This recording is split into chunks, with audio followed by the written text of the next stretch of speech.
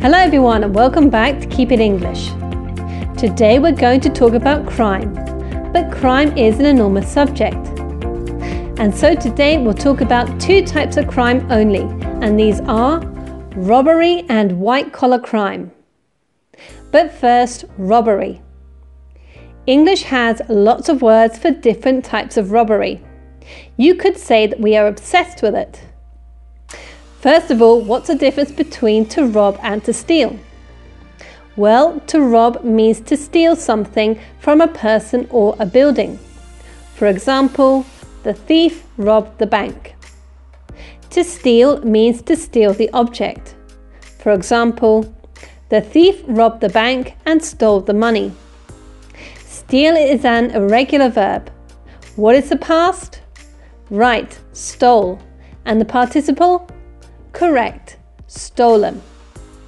Steal, stole, stolen.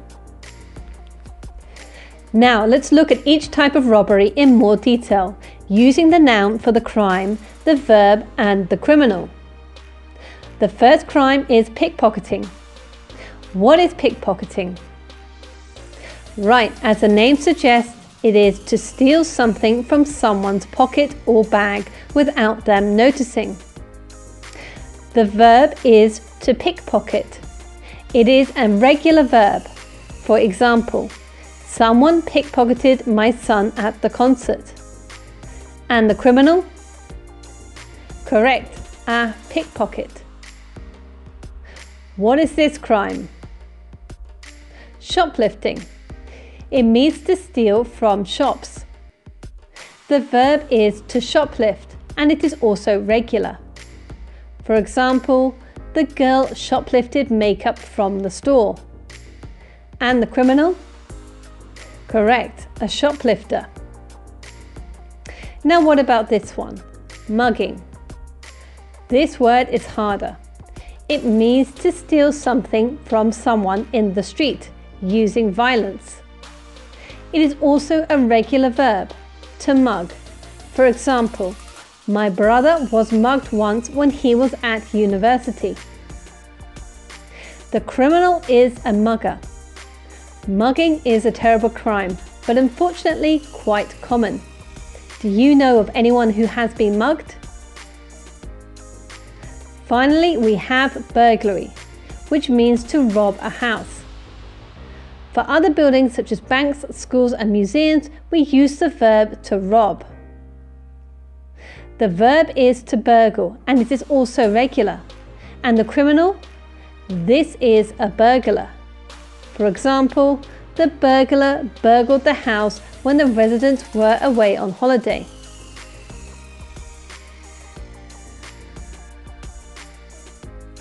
Let's look at our second type of crime, white-collar crime. This type of crime is non-violent and often happens in the workplace. But why is it called white-collar crime? Well, it's because the term white-collar refers to professional jobs, because office workers wear white collars on their shirts. The opposite term is blue-collar, which refers to a tradesperson or a non-professional job, such as a factory worker, because factory workers wear overalls which have blue collars. Anyway, here are some common white-collar crimes. The first one is bribery. This means to pay someone for a favor. For example, the businessman bribed the politician for the contract. The verb is to bribe, and it's regular. And the criminal? A briber. Next, we have blackmail. This means to demand money from someone to keep a secret. For example, Sarah blackmailed the businessman over his affair with his secretary. It's a strange word, blackmail. To remember it, think of a black letter arriving at someone's house one day. The verb is also to blackmail, and it's regular. And the criminal? A blackmailer. Now, here's another strange word, embezzlement. Embezzlement means to steal money from your company or public funds. For example, the CEO embezzled money from the company's pension fund. The verb is to embezzle, and it's also regular. And the criminal? Well, that's blank because there is no name for someone who embezzles. Finally, this isn't a white-collar crime, but it's non-violent and very common. That is speeding. What does speeding mean? You've guessed it. It is to go over the speed limit in your vehicle.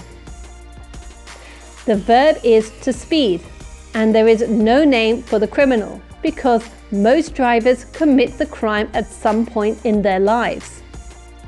Have you ever been caught speeding? Now, let's talk a bit about the justice system. The police catch the criminal, and the criminal gets caught. Next, if there is enough evidence, the police charge the person with a crime, and the case goes to court. In the court, the person who was charged with the crime is called the accused, and the people who give the evidence are called witnesses.